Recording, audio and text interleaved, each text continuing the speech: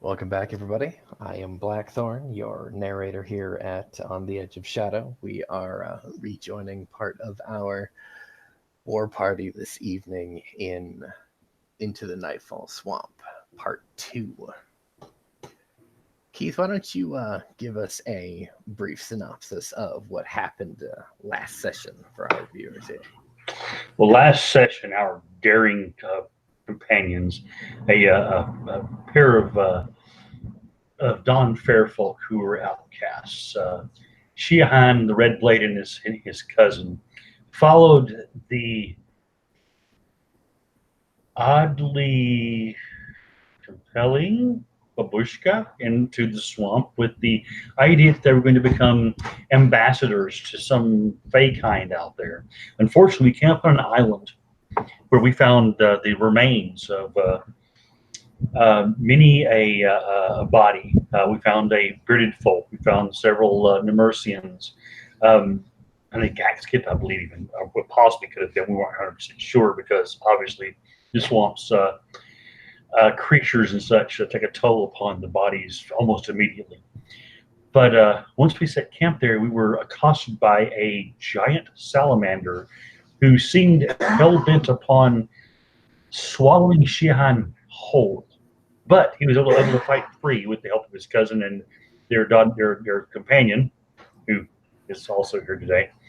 Um, and but not without some major injuries, which caused him to have to retreat back to the village. Shihan's cousin actually broke his arm and will be laid up for quite some time. We went back to the village to possibly round up additional men to aid us and, of course, to rest up. And now, after a few days of sleeping with one eye open because the babushka told Shihan that those creatures loved to eat fair folk in their sleep, and he believed her wholeheartedly. He, being somewhat, well, trying to overcome his own fear, but at the same time being very weary, joined his companions going back into the swamp. They went to the island and thought better of sleeping there again and wound up on a boat tied to trees in the dark with noises all about, the loud cacophony of frogs and insects and night predators and birds all around them.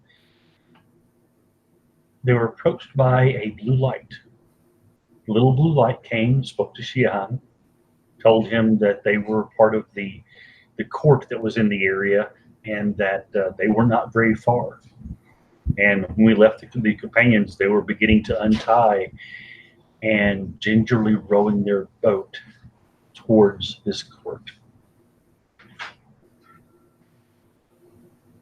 Beautifully said, my friend. Thank you very much. Hopefully, it means things that means. Sorry, what's that? So I hope I didn't miss anything except names. I'm horrible with names. No. You're perfectly fine. Now, as the babushka unties your boat a few hours before dawn, and as you know, dawn in the swamp is about as black as it is midnight. She lights a bronze lantern with a crude red waxed candle in it with a match. This striking of a match is enough to rouse our human companion, Skarnir the Wolf Eye. Introduce yourself for us, please.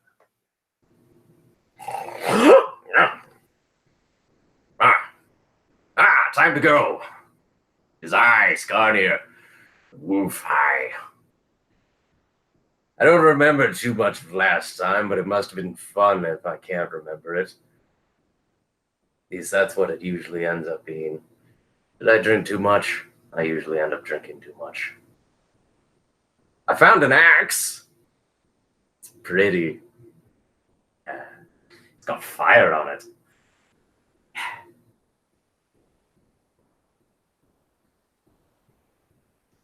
Describe your character for us, my man.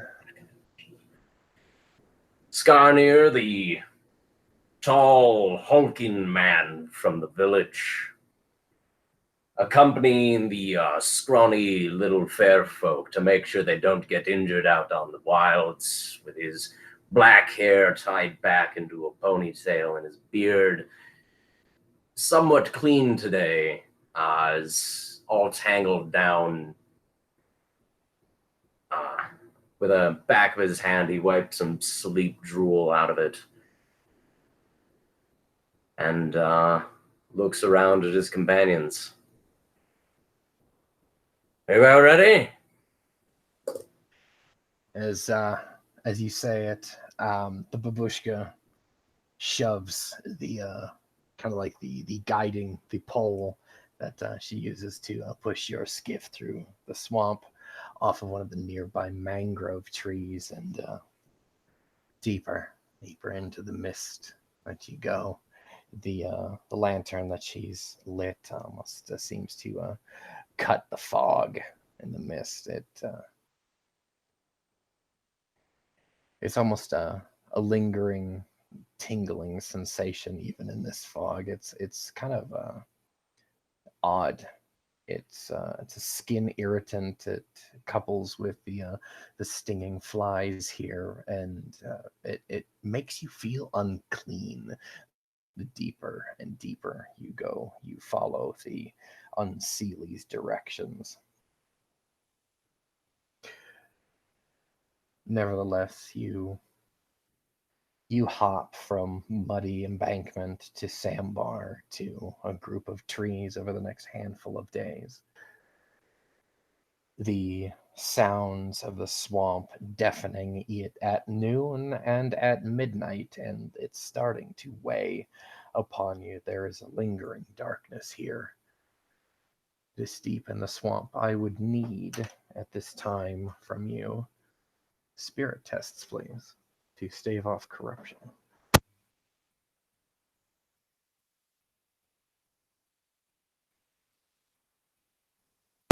$13 here. All right.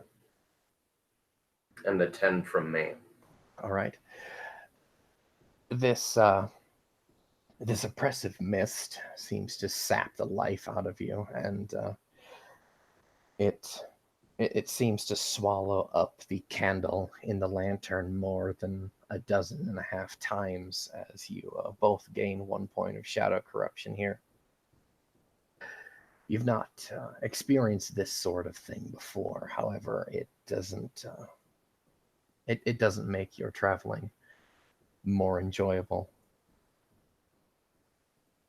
You pitch camp on a much higher muddy embankment that the babushka says that she's not seen in many seasons, and she points to a small ruin, somewhat semicircle of standing stones, and against one large gray slab is what looks to have been at one time a small cottage, but it's now less so than that, and more of a ragged tent with a tattered tarp of canvas thrown across it. She orders your other human companion, Scoff, a burly man from the village, to help her draw the skiff all the way up onto the bank, and then she orders you two to inspect the ruin. She's a little bit more uneasy, the babushka, these past handful of days. However, she's been rubbing at her small stone symbol to Vostru, and then possibly muttering some sutras to call off the darkness, if you will, for these past handful of days. How do you two approach the village? Well, I look over at my large friend and say, I'll check the backside, and I'll try to sort of stealthily move around the backside of this thing to see if there's anything beyond, be hiding behind the large stones. And I nod at him. Roll it. To approach the front.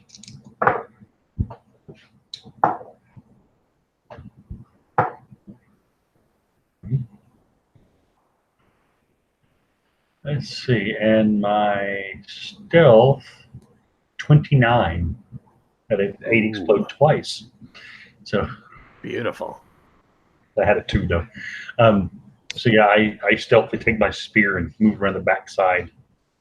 What, of course, There's also plenty of overgrown rubbish here, so you can easily get around to the backside of this hill. okay. Just do a big, just basically circle all the way around it to make sure there's no approach that we don't know about, and make sure there's no giant salamanders hiding in the bushes.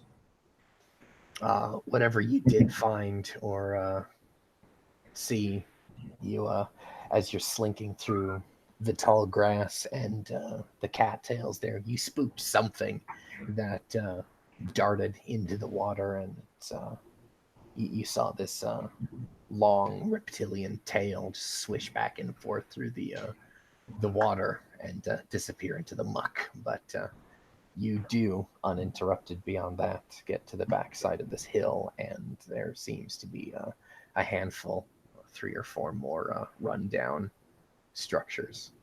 Okay. I'll poke my way through them. If there's anything over the what passes for doorways, I'll use my spear to push it aside and peer in. All right, what is the wolf eye doing at this time? Skarnir will pull out his fancy new axe and just sort of sling it over his shoulder as he just goes and starts inspecting the first cottage on his way through. These cottages are it's a circular structure of what seems to be flagstones and dirt being held together by moss and whatever natural mortar there, and then has a largely rotten away thatched roof structure, roof, excuse me, with a center hole for a fire in the center of the building. You inspect 2 of these, and then you see nothing out of the ordinary. Anything that has been living here or once did live here has either largely been eaten by whatever the predators are or has moved on. All right. What's the animal life around here look like? If I can see anything.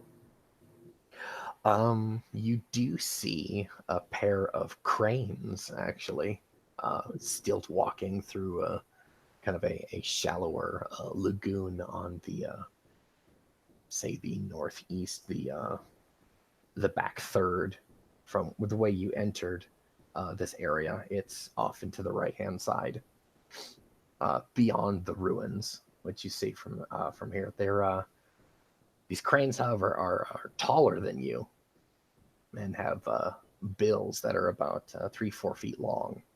Mm.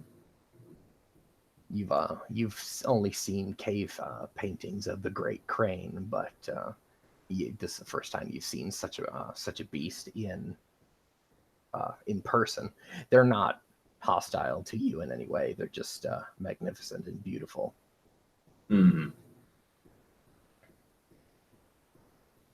All right. Skarnir will continue to poke through some of the ruins until either he finds something or gets called elsewhere. You meet up with the Red Blade about partway through this small hamlet, if you will. But the most dominant structure is this circle of standing stones that's partially dilapidated. You both enter this this kind of it almost looks to be like a very small temple. There's only 6 stones that are actually standing, and each of them they're carved with depictions of animals, the different deities, aspects of the calendar, that sort of thing. And there's one statue that stood in the middle, and she is from about her rib cage up is missing, and the top of her torso is smashed on the floor before you. And you can tell that this was once a temple or shrine to the goddess Vostru, the Western Light, the goddess of the dawn. Someone was angry at the dawn.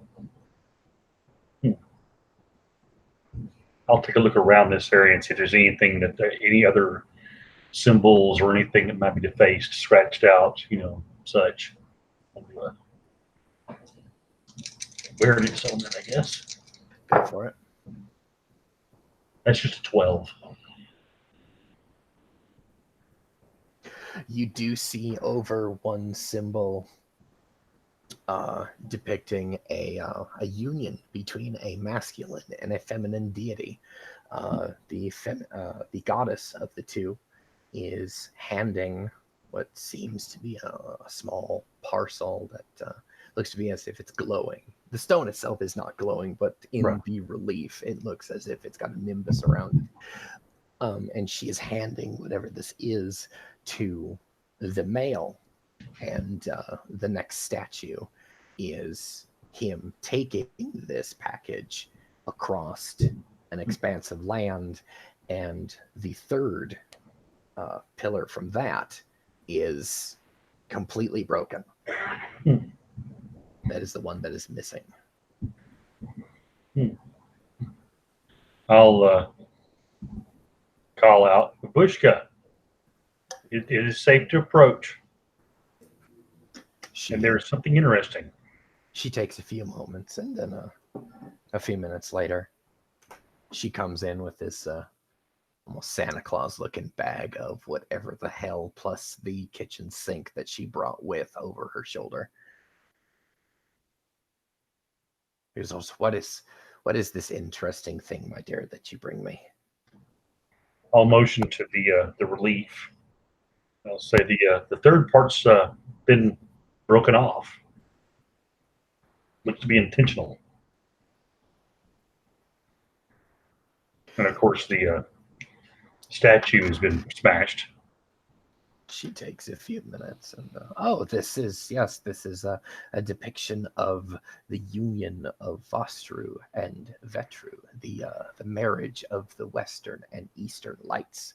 See here, she points to the male deity, and he takes the light, and then he performs what we call is dusk, and then, well, only legend says that the light is somehow returned to Vostru, and she points to the feminine deity, and then she performs the act of dawn. Only when they are together is the light the brightest and at its highest point. So this third part, I mean, I'll reach down to get one of the stones, one of the larger ones if possible. To make anything out of it. They weigh about... They're going to weigh about several hundred, maybe 1,000 pounds. Okay. Then I'll just, in that case, like brush off some moss or whatever, trying to see if I'm finding any of the remaining carvings or relief on it, make any sense of it possibly. You actually will not be able to. The face that has the reliefs is face down. You're inspecting a flat surface. So it looks as if the stone was pushed from the outward out position into the temple. I'll look over at the humans, size them up a little bit, look at the stone. So I don't think even you could move this. Oh, neither of them could. Challenge. In that case, I'll step back.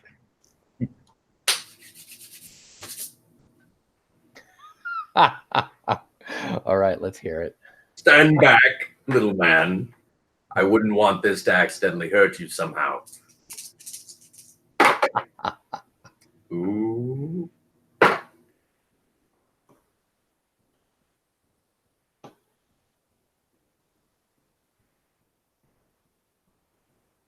That is going to be What do we a got? 20.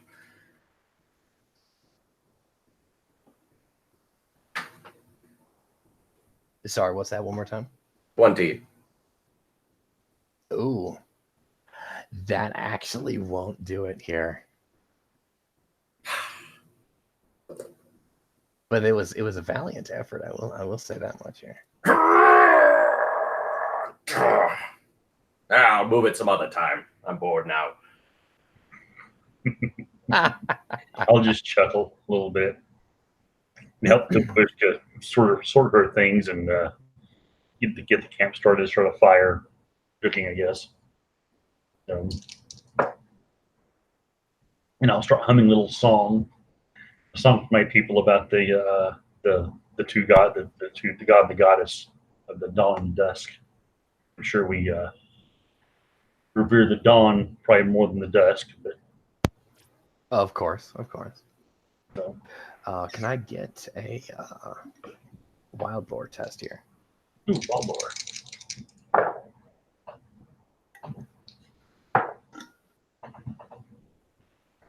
That's going to be, 18 plus 7 is going to be a 25. Oh yeah, you don't have any issue starting a fire. All right. Get it all fired up. Just an old tripod going to hang her stew pot over the fire, and as I'm humming along.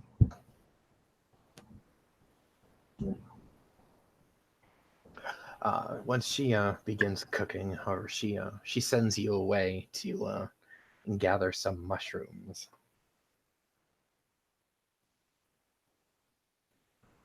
Okay, no problem at all.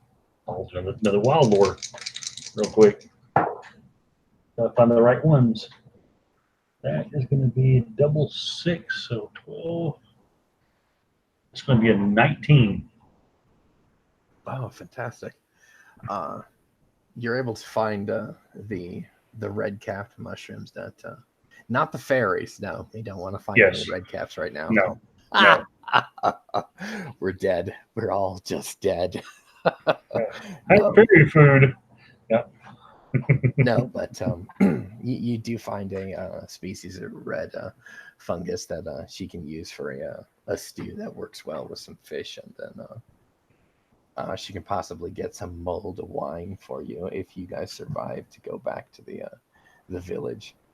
Mm-hmm. Okay. You get about 30 of these mushrooms, and she throws them in the pot to have everything cooked. As night seems to fall very, very quickly at this time, who decides to go to bed late?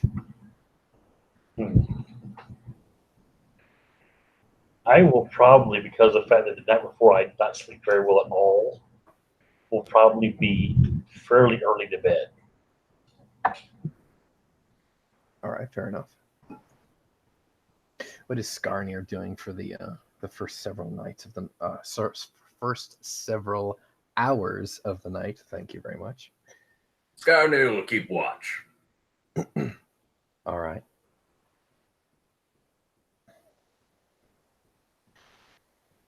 A few hours, about midnight. You're beginning to doze off, and even now the deafening sounds of the night swamp. You're starting to become used to this sort of thing, but something seems not right. Your eyes are heavy, but that hunter's instinct, that sixth sight, seems to keep prickling on the back of your head. Make a sight test for me. Hey, you get back here. Just throw that on the floor. Yeah.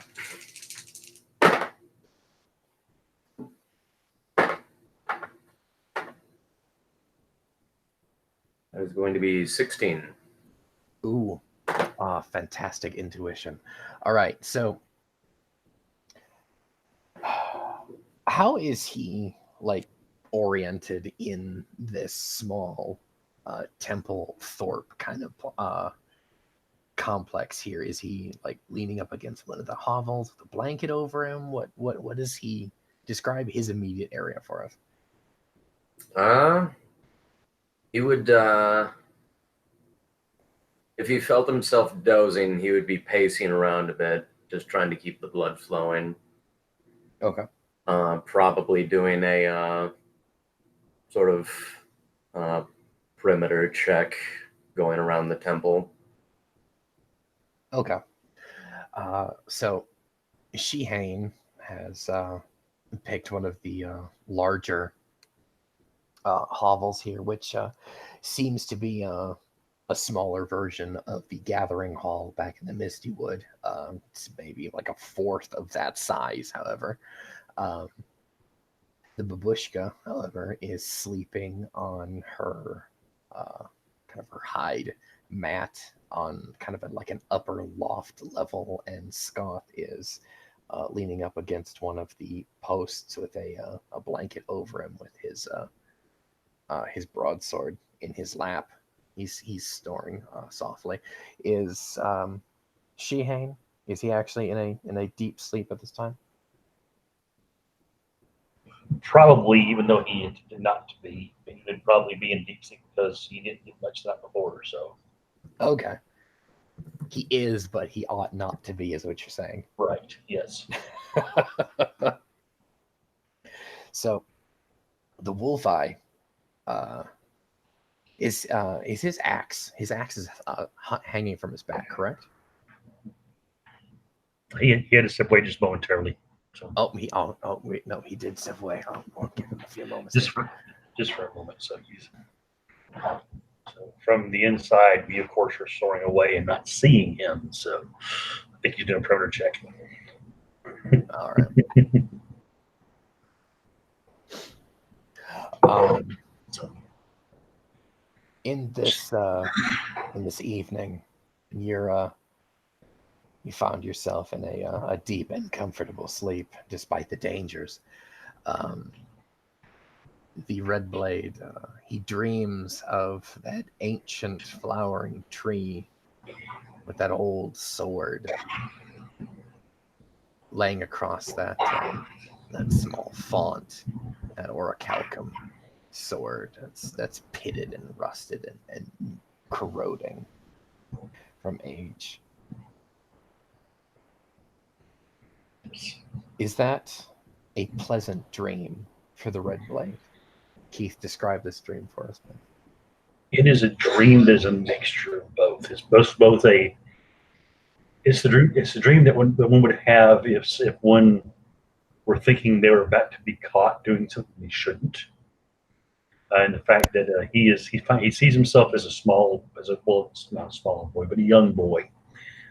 When he used to play in the groves where this actual item was, and he'd always been told, "Do not approach too close. Do not touch it. It's a holy thing. It's a sacred thing.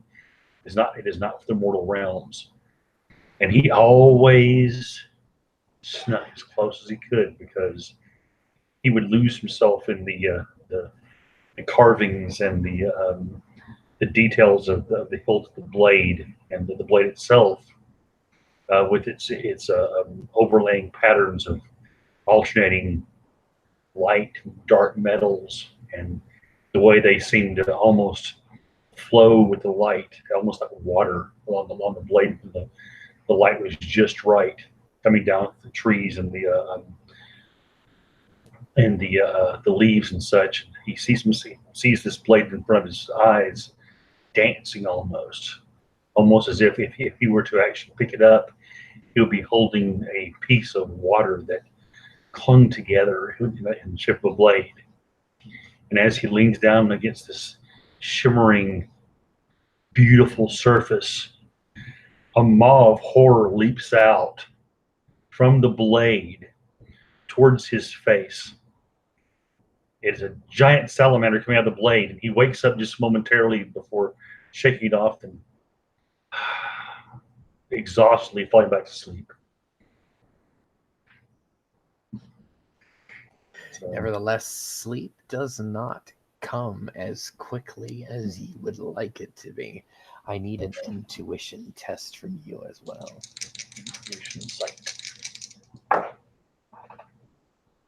Give be a 10 for him. You cannot place your finger upon the source. However, there is some lingering darkness somewhere nearby, and it offends your fey spirit. Hmm. It makes you sick to your stomach that something so dark could be lingering nearby. I'll pull my my spear a bit closer and glance up to where the babushka is sleeping and see if she's stirred or if she's laying there asleep. Oh no, she's dead to the world. Okay. Probably not a good choice of words describing No. an old gal. That's okay.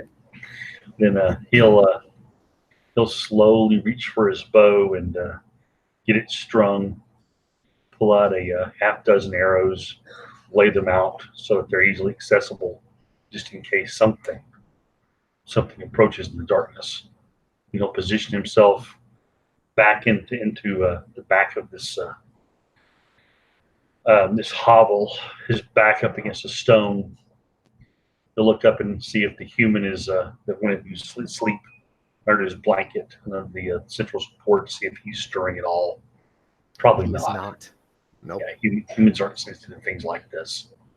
But he'll be a good distraction when he does come bursting through the door, and he'll do his best to camouflage himself a bit with a bit of debris and such, as if maybe he's just a lump against the wall.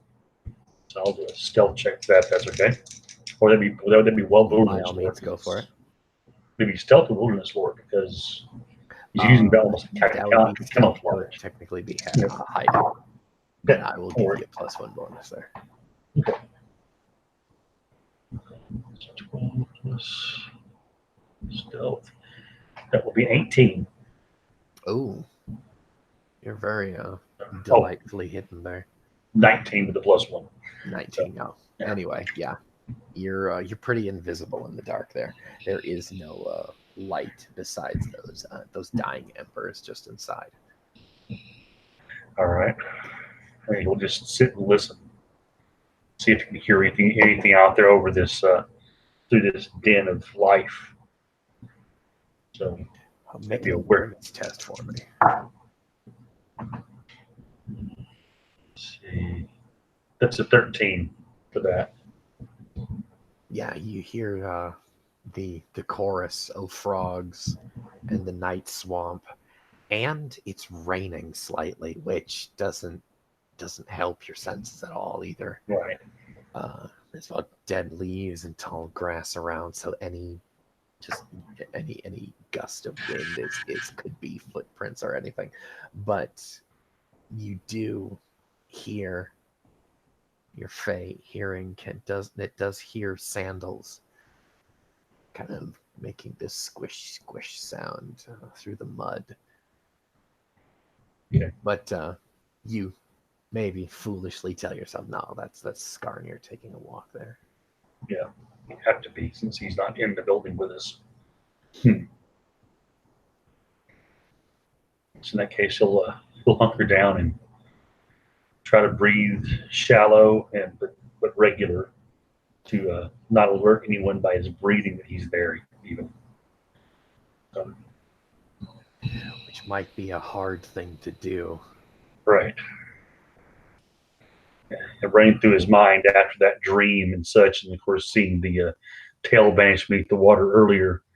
He's running through his mind is this idea that these things are all around the outside out there, and that he starts to imagine that those sounds of those sandals squishing in the swamp under the wet mud and fallen debris is actually the sound of massive reptilian feet squishing in the mud as they crawl stealthily towards him, looking for his flesh.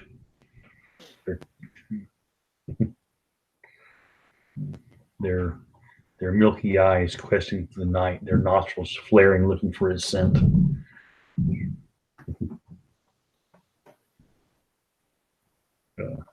All right, Wolfeye, where the hell are you? He's been eaten. Yeah, he has been eaten. Salamander. Of course. Dude. I don't care character. God dang it. Oh, God, we're so mean. Oh, yes.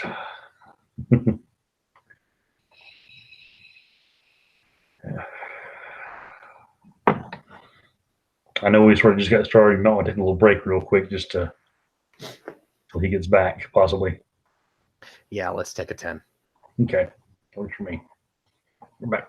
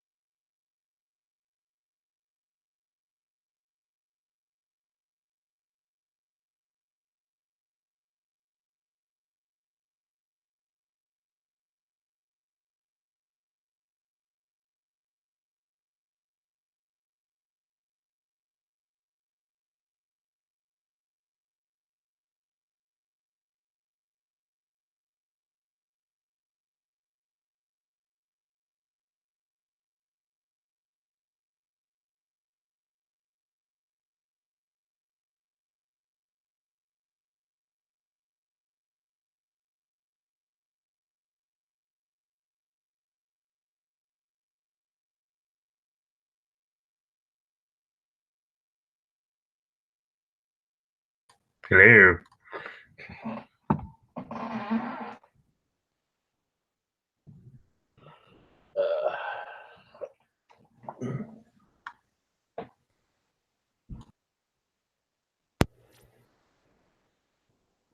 He's got to make a phone call here. Okay. I'll be back in a few minutes. There.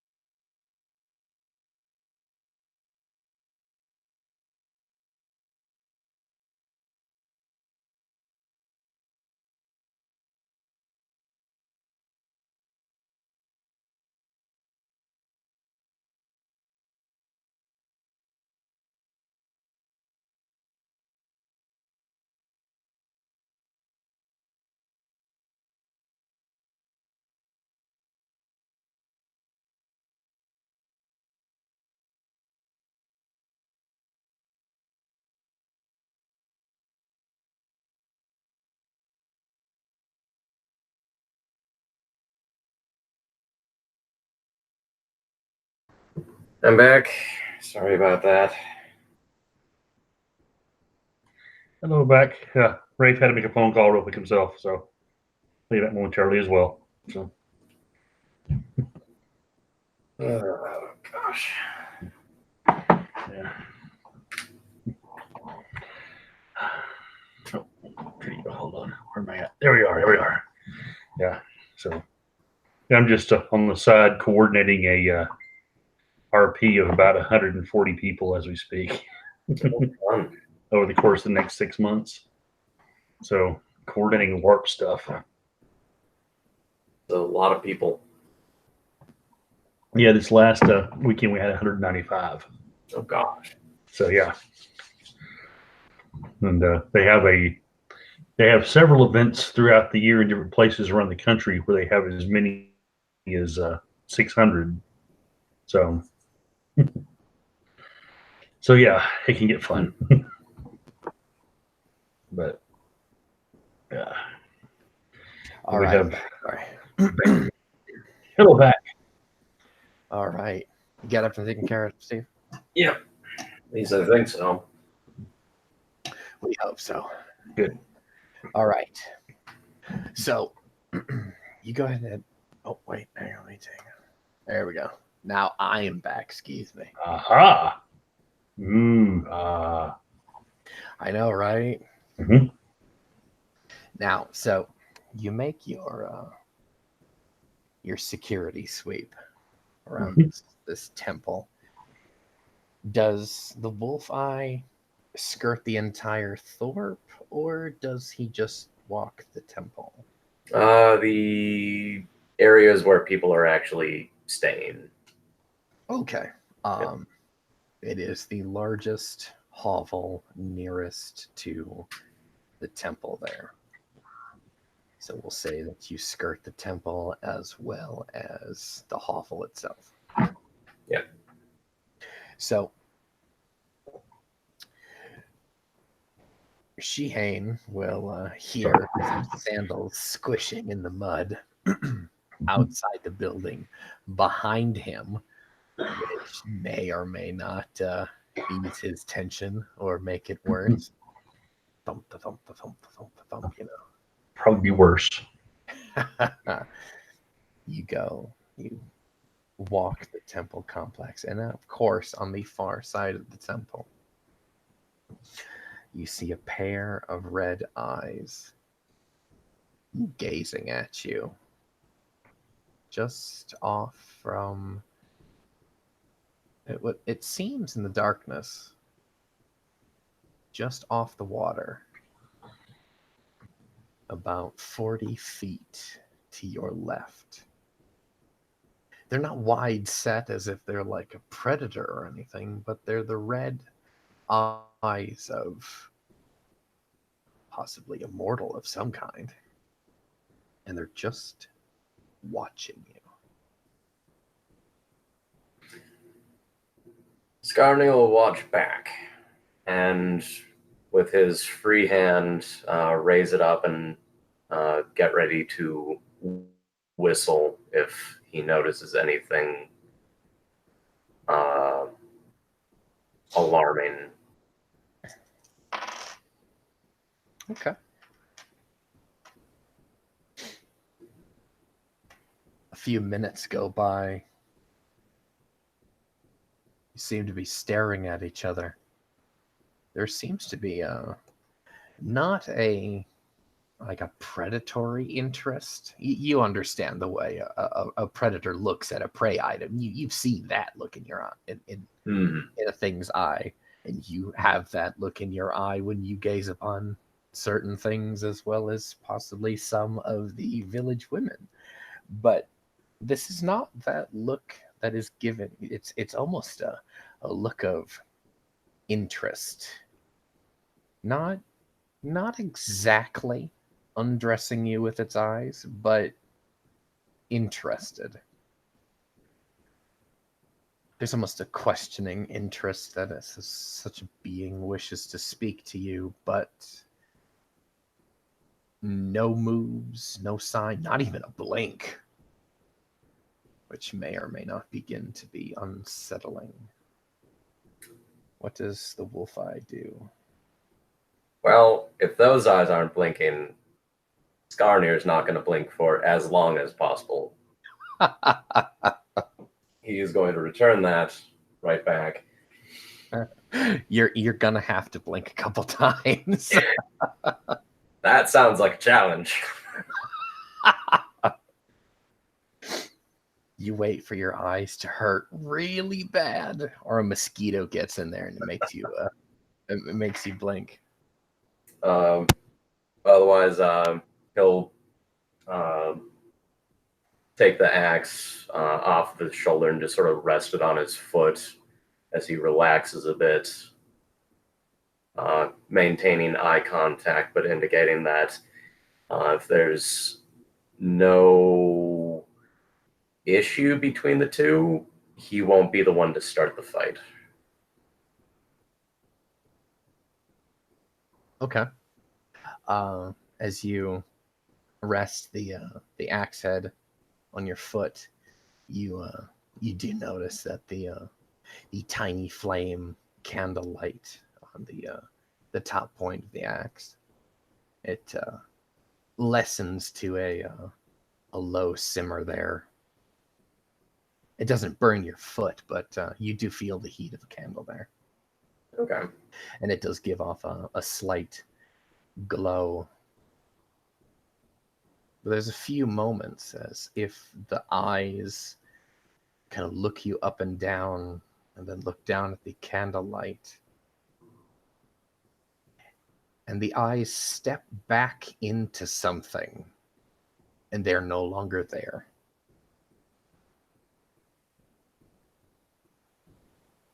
All right. It's just you alone, and that feeling of uneasiness, that darkness is quickly slipping away, as if the entity is traveling at some blinding speed. All right.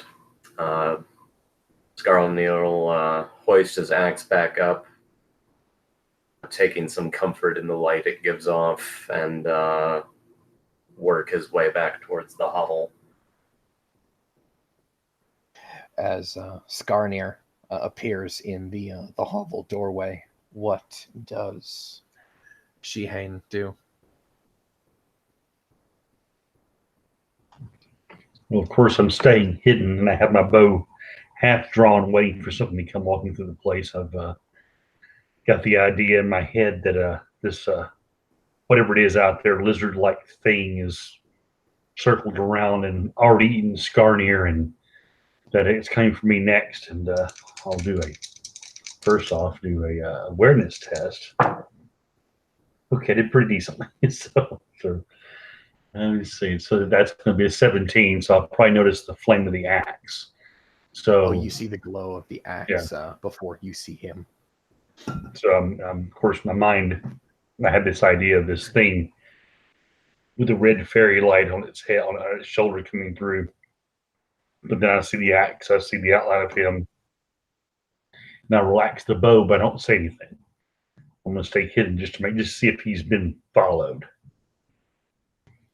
So, Make an intuition test as well for me, please. okay.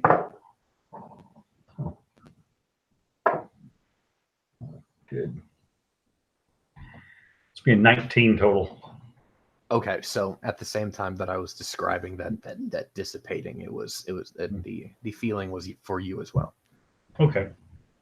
All right. So I feel relieved at the same time. I'm thinking to myself, is it just hiding itself? So, and once he enters in, I say, sort of quietly, Skarnir, did you see anything out there? Well, I saw many things. Torn down houses, the temple, some water, a few bugs. Ah, anything out of the ordinary? Oh, out of the ordinary, yes. Why didn't you ask that specifically? Well, it was implied. Was it? Yes. Well, that's your opinion. Mm-hmm. But yes, yonder direction, I noticed a pair of red eyes out in the dark. Probably just an animal of some kind, but being it had quite the staring contest while it was around, I won. I bet. So he, of course, you probably noticed that she hangs in the very back, basically fortified in this dark corner. That the only reason you can see him is because your axe is now on him, and he has like debris and stuff built around him that look like a little hummock and such.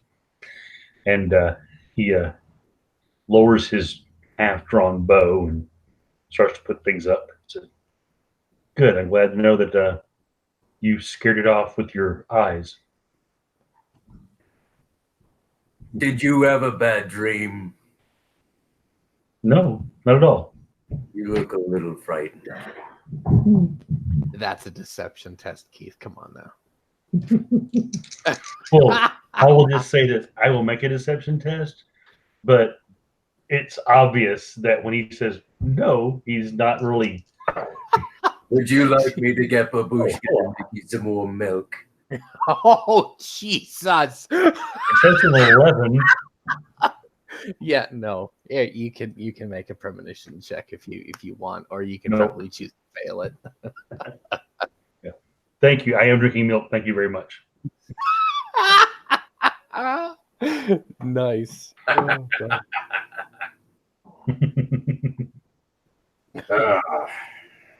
Yes, I figured it's about time I hand off the watch a bit and dry some of this damp off of me.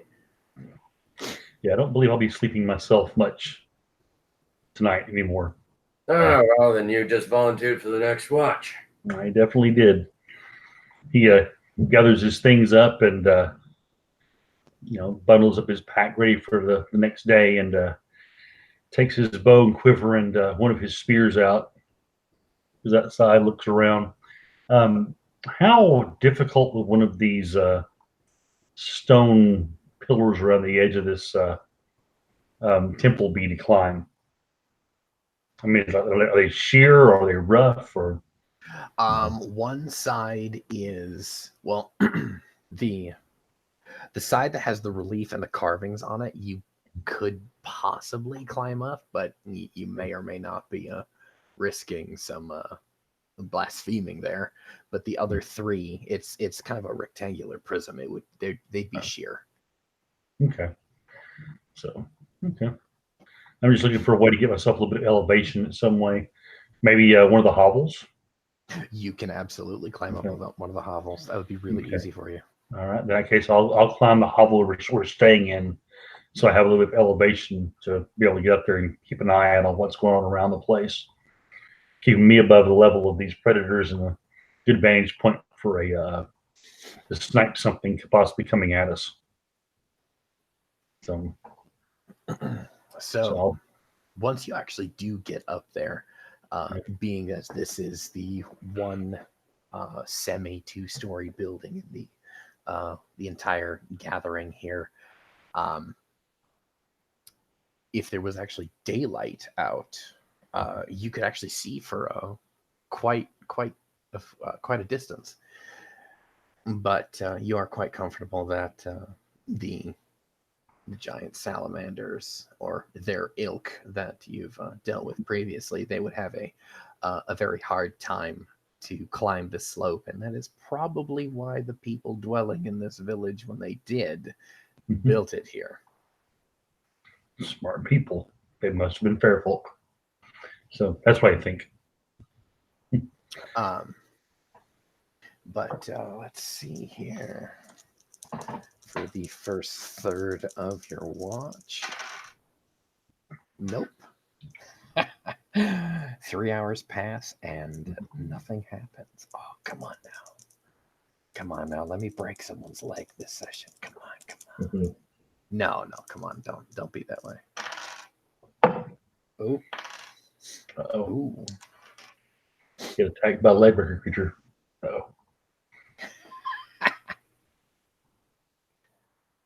About 2 hours before dawn, again, commonly thought in the Fey mindset that the hours of Newell, the 3 hours before the dawn, are the most foul and the blackest. I need an intuition test, as you're not able to see well enough in the dark. We're going to have you reach out with other senses. 21. Ooh. Had an 8 explode on me. Fantastic. Now, that feeling of the darkness that's offended you beforehand, it slowly slinks back into your mind. Okay. Those icy, shadowy claws, kind of like someone's scraping. I'll start humming a tune. Humming an old song. So maybe even read a few words of it, just a sort of a song my mother would sing on stormy nights to make me and my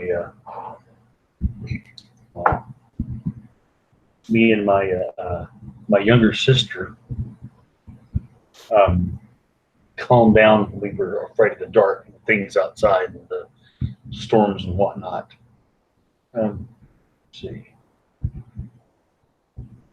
Also, a good note, the rainstorm that has been bothering you, your area for the past several hours, has died down and moved on. Okay.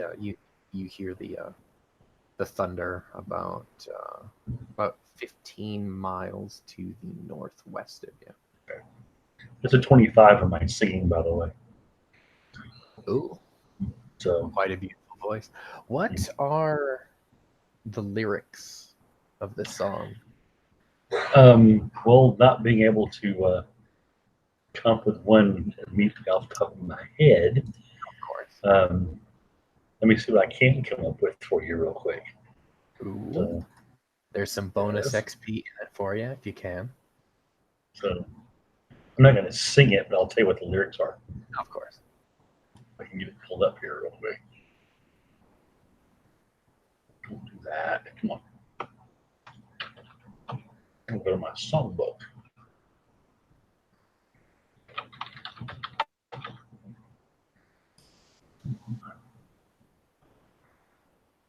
I hate when this thing does this.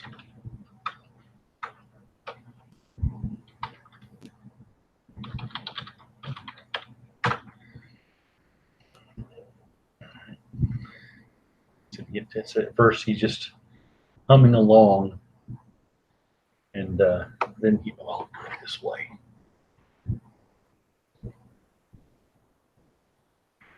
And let me see.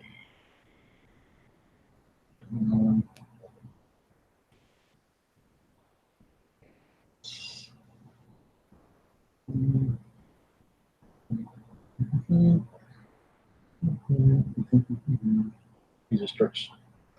Oh well.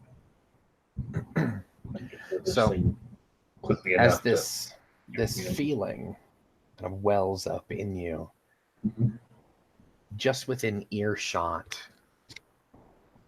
whatever this entity is, hums the next verse.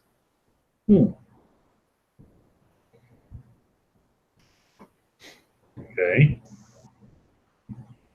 You look up to see a pair of red eyes, humanoid red eyes, just beyond the darkness that you can see here. Okay. It stands about 5'4", 5'6" feet tall. Okay. Okay. So I'll sing the next verse then. And it will sing back to you the following verse in sort of a rasping male voice. Okay. But he obviously knows the lyrics, which is good.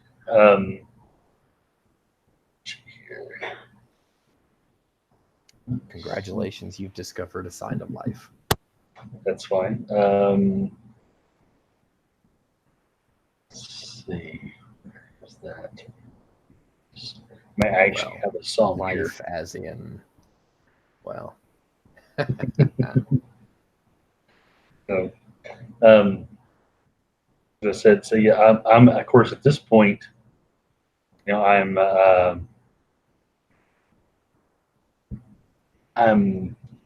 assuming this is probably a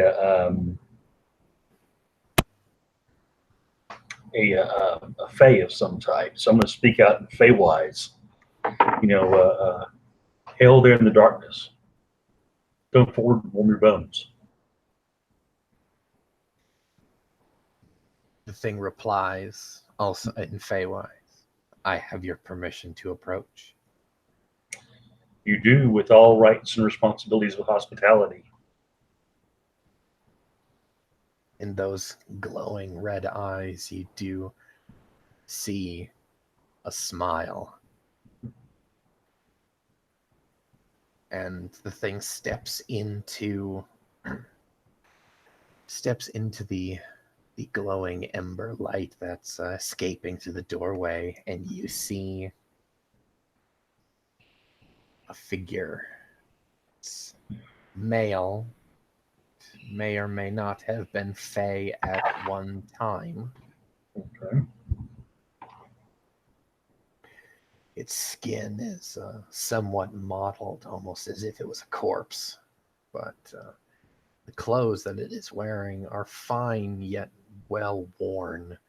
Almost the clothing of a noble, but it's caked with mud. It's fine, fae hair, kind of slicked back, almost probably because of the rain, or greasy yet unkept all at the same time. And this thing looks up at you, into your eyes, and there, the horror of horrors, the thing smirks at you, and you see a pair of gleaming white fangs. Okay, I look down upon this figure and say, "Do you mean myself or my companion's harm?"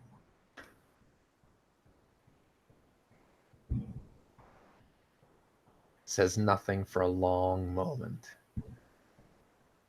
I do not wish to, but if you insist, we can. No, you're not insist. I only ask as if that's the case, there are certain protocols to be seen to prior to such. I have no interest in doing battle with you at this time, fair folk. I have no interest in battle with you either. Although, let me alert my companions to your presence so as they're not startled by your outward appearance. And don't do something, shall we say, unfortunate. The thing only nods and then steps away out into the darkness and waits for you to come down from your perch. Get off the perch and back into the doorway. With my foot, I will nudge all the stuff over here on the way. I'll nudge Skarnir with my foot. Wake up. Wake up. What? Done already? Your friend with the red eyes is back. He wants a rematch. No. He wants to say hi. Ah, He's just outside. oh. You might want to wake the babushka too. Trouble outside? Or... Oh no, he hasn't. He said he claims he does not want to do battle with us, but it's I'm not sure what the word is in your language. Boring? It's a being that drinks the blood of mortals. Oh, no.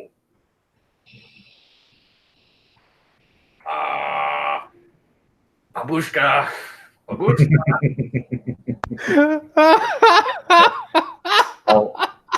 I'll step back to the door, and as he's waking the babushka up, nod out into the darkness and say, "My friends are gathering themselves. Just one more moment, please." Take your time. I have all the time in the world for such a thing. I understand. As do I, though. The ones inside are, well, they count time more preciously than we do. What does the wolf eye do to rouse the babushka? Kneeling down next to her, he'll very gingerly, like trying to wake an old woman, just grandma, but with enough force behind it, like there's a fucking vampire outside. I need your help. Jesus. Babushka. Babushka. Wake up, please. She fuck your mother and damn your ancestors. What do you want? She rolls over, smacks you in the face. Rude, but I'll allow it right now. There's a vampire. Is that what there's pointy teeth outside? She sits bolt upright and she looks you in the eye. A what? The early one. He came and said that the thing he didn't know the word for, it drinks blood. I assume it's one of those things. Well, don't let it inside. Stay in here. Stay. She gathers herself, grabs everything. She kind of flicks out her. I've described it in the past. Her lucky filleting knife, which is more or less a really, really long ebon dagger. And she kind of like stalks over to the door frame, and she kind of kicks Scoth on the way over, and he kind of readies himself. She just kind of peeks out. Is Shehane is inside or outside?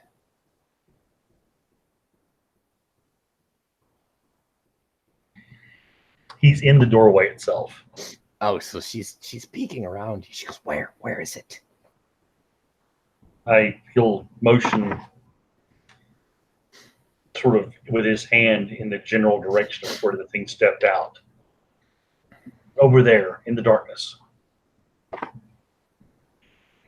So the thing steps back into the candlelight, and this handsome yet somewhat corpseified fey being looks down at you three, and of course the babushka hisses, and then she throws a bit of like what silver dust like in his face, and then she chants like a handful of words, and he just stands there and takes this silver dust in the face and just goes.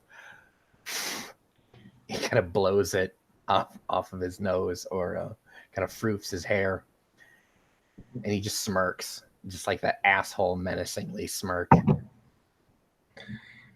Sheehan has a look of abject horror on his face as he's looking at Babushka out of the corner of his eye. Like, what? What? Why? And looks at the fellow, looks at her, looks at him, looks at her, and he sort of shrugs as if an apology, and I'm not sure exactly what she's doing at the same time. She's trying whatever folklore vampire remedy that she can come up with at the time, and then try something different to make him go away. And she throws a bag of rice on the ground, and then he just looks at the ground, cocks an eyebrow, and then looks back at her. I shrugged. That's good food. Am I allowed to come in now? And she hisses, "No, you may not, demon, be gone!" And your fey companion very graciously gave me passage within these walls. He takes a step forward, and she just loses her shit. She tries to, well, she's gonna make like she's gonna go and stab him with this dagger, and she's got to push past Sheehan to do it. But what exactly do the rest of you do? Skarnir is going to try and step in and stop Babushka from doing something that an old woman probably should not be doing. All right. All right, so you grab her. He's going to put himself between Babushka, the vampire, and the doorway. Okay. What is Sheehan doing at this point? Well, of course, he immediately he takes a half step forward as she goes to lunge out and sort of looks on her in horror. And as soon as Skarnir sort of pushes her behind him, he has a look of almost relief. He turns around and looks at the vampire, who's probably right there. Oh, you can feel him breathing on you. It's like grave breath. Very uncomfortably does a little half bow and he says, "My apologies." She is. He leans forward and says in Feywild, sort of quietly, "I think she's a bit touched in the head. You'll have to forgive her." And as you say that, she's wrestling with Skarnir. She makes like she's gonna stab him, but she won't. She won't, but she's gonna threaten the shit out of him with it. And he says, "I do apologize, but it seems that the Babushka is quite agitated by you being here. It may be better if you do not enter the building, just for propriety's sake. We wouldn't want to offend Babushka." Yes, because you see, he may have invited you in, but it's not his house. Yeah. So the vampire kind of he smiles and kind of gives this menacing chuckle. He goes, "Oh, I see. My apologies then." And he gives this low bow that you're pretty sure it's a sarcastic bow, but nonetheless is very elegant. Because I have come with a warning. Oh. Then I ask you, please speak your warning and go in peace. There is a darkness greater still than myself, deeper into the swamp. If you wish to continue traveling this path, then I suggest you guard your small lights. The vampire just settled his that fetid gaze on all four of you. That is all. Thank you for the warning. Yes, thank you. As he turns to leave, he half looks back over his shoulder as he stops and says, "Your quest, this journey to recapture these stolen magics in hopes to appease the Reaper King, it has attracted the gaze of the Gildefray. I will have you know this. It is not a gaze that many mortals would wish to attract."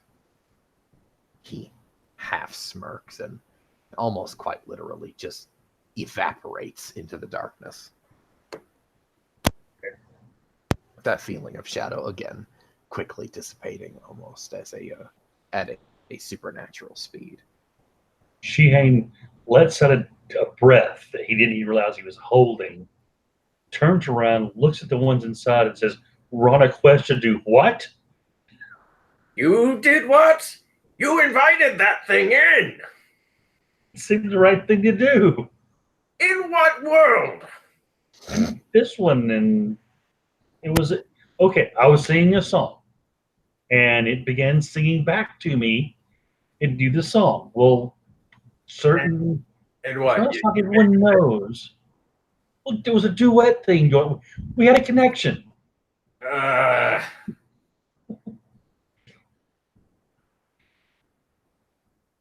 Don't invite any more vampires into our home.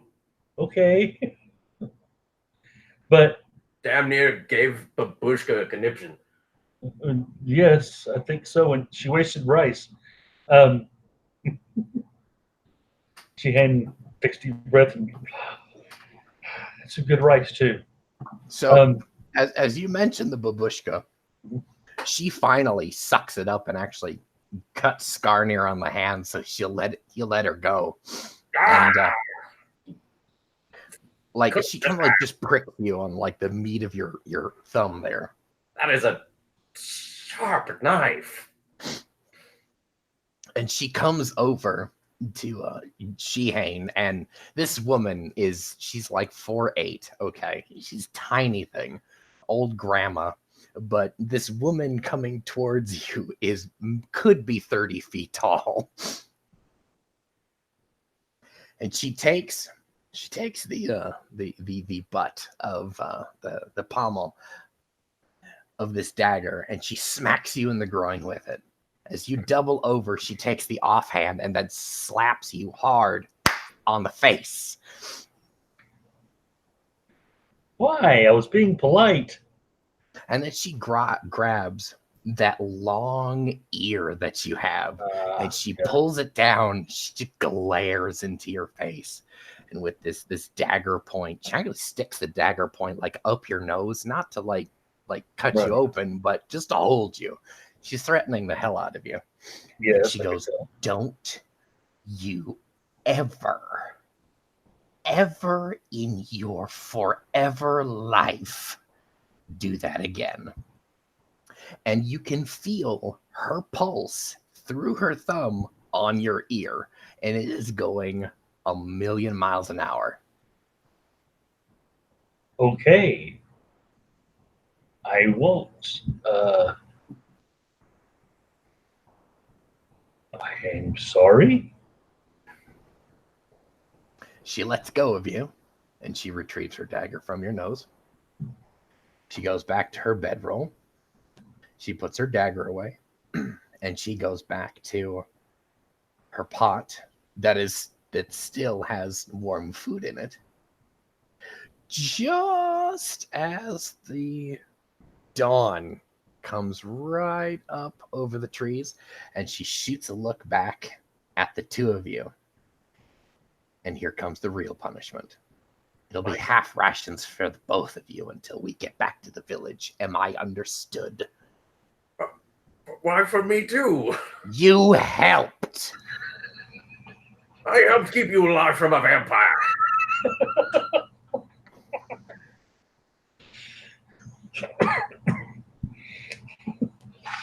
So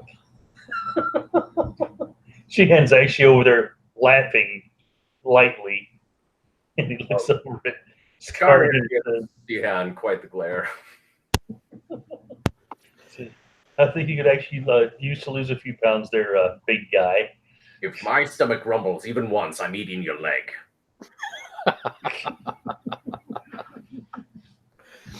She points an arthritic finger at the both of you. You think I'm joking, you two bastard son of whores. Oh no, I don't think you're joking, and that's the problem. That's my mom you're talking about. That's not nice. It'll be quarter rations if you keep talking. Leaning over, just shut up. Trust me. You don't argue with the babushka. Okay. Shihan gets up, dramatically wheels about, and walks outside. So, for the rest of that morning, until you guys repack yourselves back into the skiff, you find... actually, I need Skarnir to go ahead and make a wild lore test, because she's going to be barking most of these orders at you. She will order you to go about the village and to find whatever wild foodstuffs there is, and that's when you're going to need that test.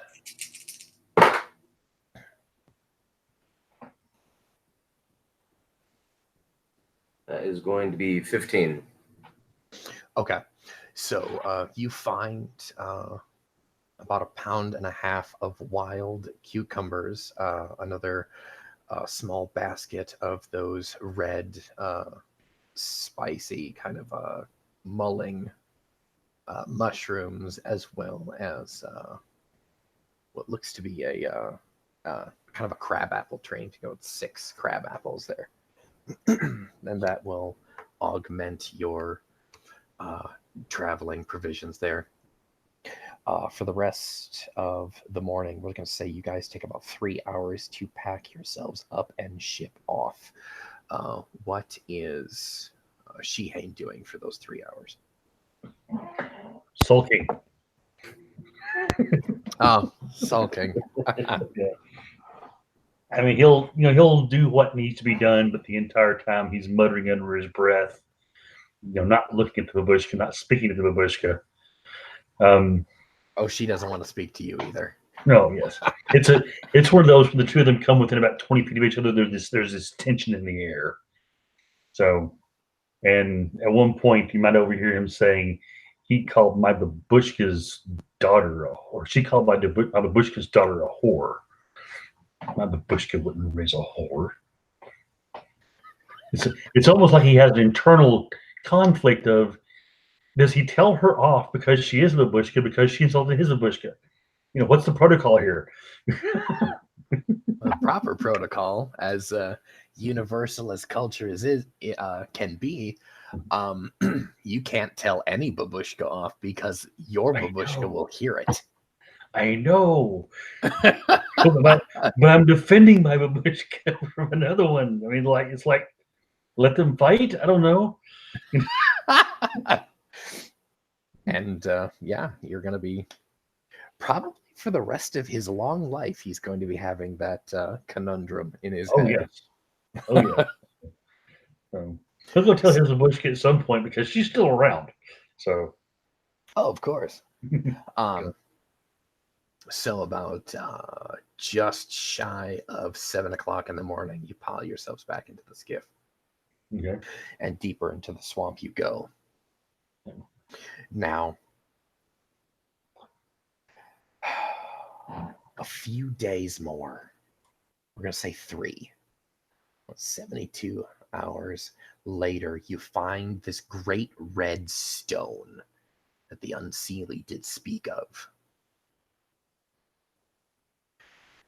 What do you do when you finally make it to this point? The babushka does find a place to tie off your boat, and it is still early afternoon at this point in time.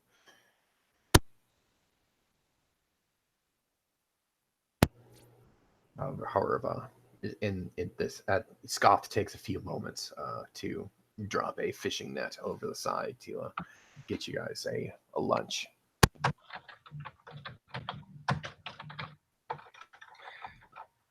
Of course, I'm going to just look at this stone, and is there anything on it? Any carvings on it? Any words or anything like that? There are plenty of carvings. Clearly, this is of some kind of ancient Fey architecture, but it is actually in a script that you have never seen before. It's Okay. particularly older that you can feel than your own race. Okay. And obviously, by default, far, far older than the mortals. Right. Ancient stuff. But there seems to be a depiction of a great stag, as well as a being that looks somewhat a cross between a fair folk and a fairy lord.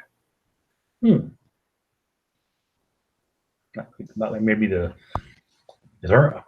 would I by chance know any songs that might pertain to this? Not that you know of. Okay. Your babushka absolutely might, but she did not teach you any of these songs. Huh.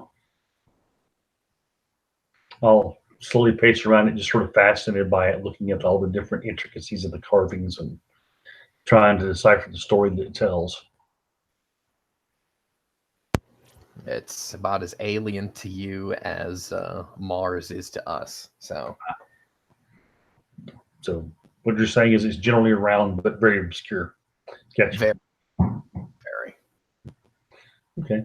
But there is almost an inherent light here.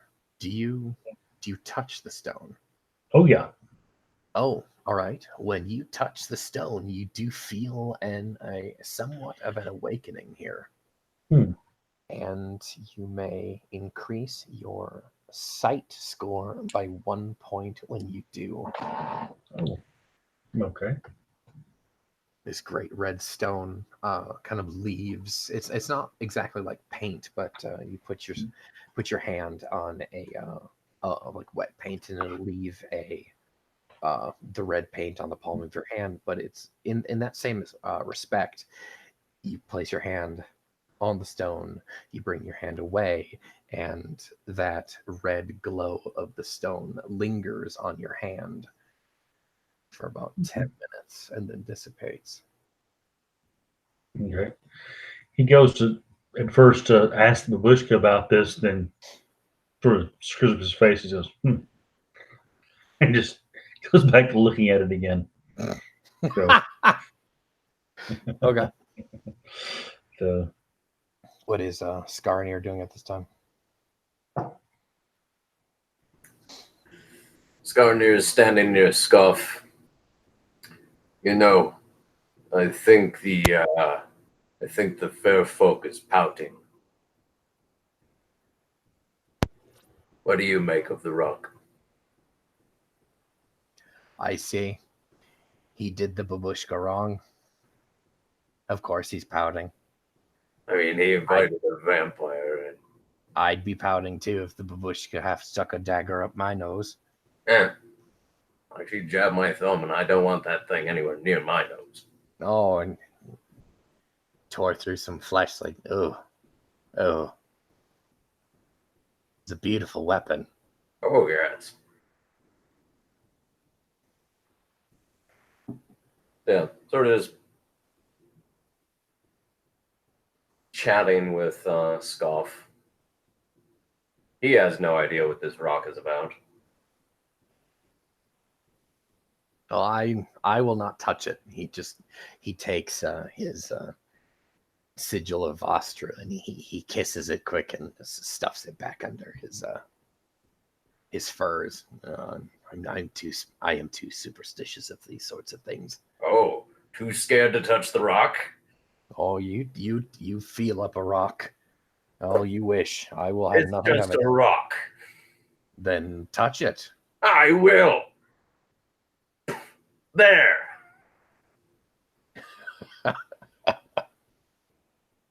Again, the wolf eye will feel somewhat of a kind of a reconnection to the wilds and almost a connection to the world and the natural realm itself. You feel a great heartbeat just pulsing through the universe as you touch the stone, and you can increase your sight by 1 point.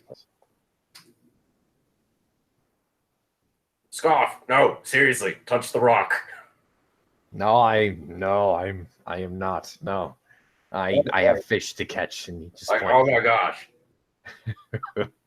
Everything makes sense all of a sudden. Like, Now how stupid you are makes sense. Oh, I already know that makes sense. no. Like, not everything needs to be a competition. I could have told you that. I have no need for touching a stone. There's your red stone in a swamp with swamp demons and vampires and No. blue fairies and all sorts of other bastard things. It's a great rock. Well, then you take it home, you bring it to the priestess, and you marry the bastard thing. Don't make me pick you up and make you touch this rock. No, you cannot. And as this quarrel begins to intensify, the babushka leans over and slaps you both across the face. Shut up, both of you. Sorry, babushka. No, sorry. My apologies, babushka. Scott just shoots you a dirty fucking look, like gives you this eat shit and die look. We're friends. Yeah, of course. Only humans can bond over a rock. You hear from the other side. I mean, Scott goes, while you take the rock and you bring it to the priestess and wait for the right moon and you marry the damn thing then. you know what? Maybe I will. I wasn't speaking to you. I was speaking to the knife-eared one. Why would you speak to him? We don't marry rocks. No. We marry women. Right, it's the well, one with women rocks then. that marry the rocks. You see, bearded folk married rocks. Yes, Rocks they in do. the shape of women. Yes, they do. And that's why they're so tough. If I was the bearded folk, I'd see if I'd find mine the most firmest breasts the size of boulders. Mm-hmm. Great And the consistency of them. slopes. Long, flowing beard down between them. 3 quite finished with this stone. She hands sort of shrugs. Yes. She simply said, Shihan, which way are we to go now? Okay. He remembers what he was told for the night from the Blue Fairy about the direction they're supposed to follow. Looks around for a fork in the stream, which I'm sure there's plenty of them. Oh, yeah. She was very specific about how vague she was. Yes. He'll sort of close his eyes for a moment and take a deep breath and then sort of reach out with his sight so he get intuition. 14. So There is a fork in the river that kind of is festooned with these red and purple lotus flowers. You choose that one. Okay. That is, I'll point that direction. That way. And of course, she unties the rope and shoves you off the rock Mm-hmm. and down that stream further. Mm-hmm.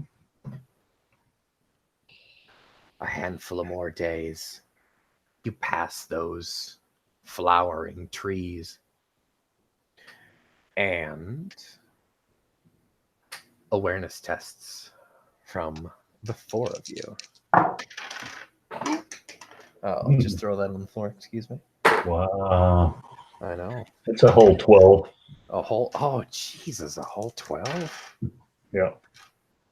And of course, the alts didn't hear a damn thing anyway. Ah, there's a beetle on my face. Of course, they weren't paying attention. A very large beetle. So his name is Paul. Skarnir didn't see anything either. Skarnir got a 4. Oh, for God's sake! Oh, wow. Yeah. A 12, a 4, a 7, and a 6. Great, guys. Very perceptive. Of course. Yes. There's a whole family of beetles sailing by in a yellow submarine. We didn't even notice it. Yeah, right. A mammoth could have just crashed through the swamp. You guys didn't even notice him. Yes. It's hiding behind a tree. It's a sapling. You know, in Conan Exiles, if you skin an elephant, you get elephant hide. In the flavor text for elephant hide, it just goes where? ? Wherever they want. Behind a bush. Yes. Oh gosh, that's No, good. so Yeah.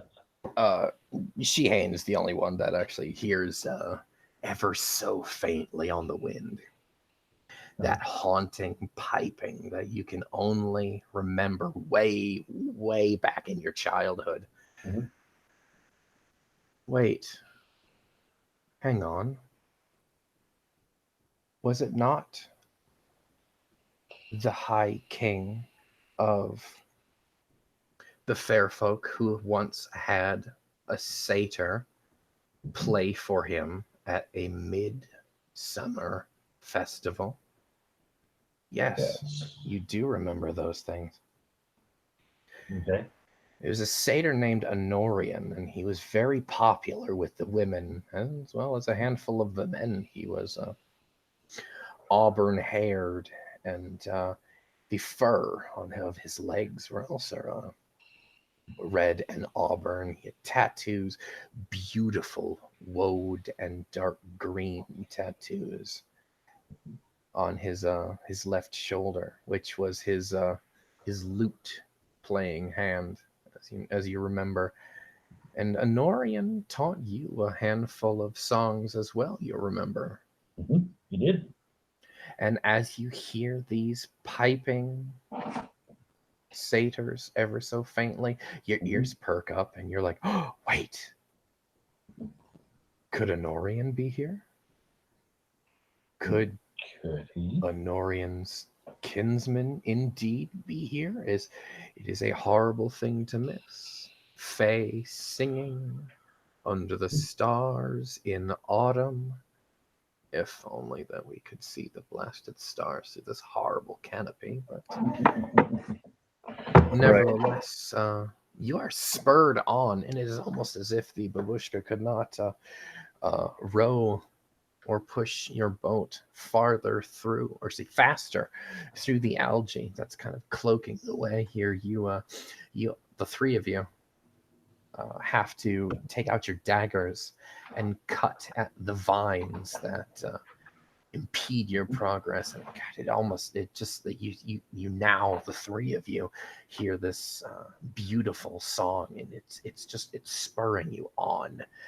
You're almost like slavering for it. It's you want to hear it, you want to see it, you want to dance with them.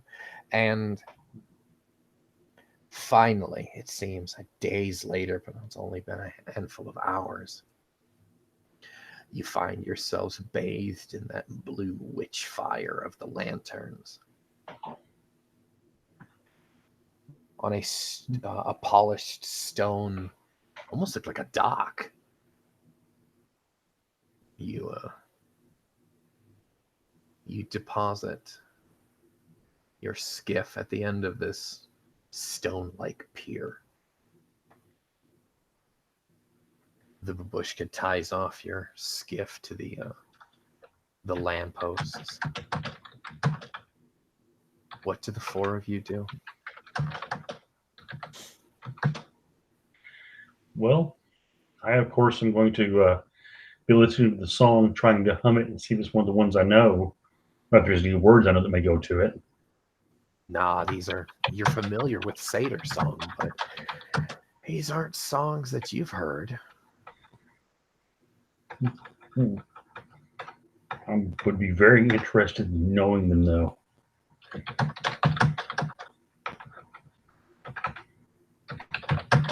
What is Skarnir doing as this song washes over him? Skarnir's sort of bathing in it, just. That is beautiful noise.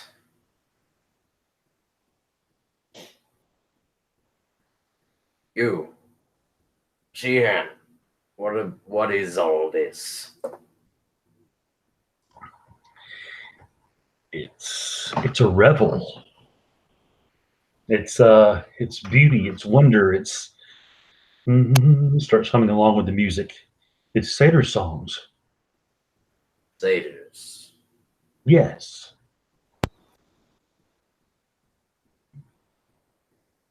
He starts traipsing around on this stone, dancing about as if he's almost at a ball and dancing with someone that, an invisible partner, if you will. This big smile on his face. Scott hauls himself out of the skiff and places a big sandaled foot on the end of the pier. I've never met a satyr before, but I've heard of them. They have beautiful voices, and there are no satyr women, which is No, they're not. Quite unfortunate for them. Mm-hmm. But they are not the kind of fairies that abduct children. No, I have heard stories that satyrs would walk children home and sing to them beautiful songs in hopes to protect them and drive away the darkness. They're generally good beings, but this would be an odd place for them, though. As he stops and looks around. This is an Unseelie court. What are Fae of summer doing with Fae of winter? That's correct. Shihan gets a thoughtful look on his face. He goes, And there's more. The Scotha helps the babushka out of the boat, and she just looks up at Sheehan and says, "We must keep our wits about us. I've only met a handful of satyrs in my cycles, and they are exactly as Scoff describes them. They are kindly. However, we will need to find a way to navigate this." That we will. Hopefully these songs won't lead us into peril. No. Skarnir, keep your axe near you. Oh, of course. I think I may know a way to help to possibly. Yes, I think I can help with a way to help us here. So, with a roll of 21 on wilderness lore, I'm going to look around and see if there's any plants and such I could actually use to fashion a sort of a wax to plug my ears. Oh, not to plug your ears, no. Okay. Well, worth a try. I'll tear up a couple pieces of cloth and such and shove them in my ears. Maybe that'll help. At least muffle them. Well, at that, I believe we will say goodnight right now. Okay. We will pick this up next week. Thanks for tuning in, everybody. Thank you again. I would like to thank my two wonderful players. Shalau, thank you for bringing Skarnir to us again and giving us much mirth. And Keith, my co-author, thank you very much for coming out tonight. Good night, everybody. Good night.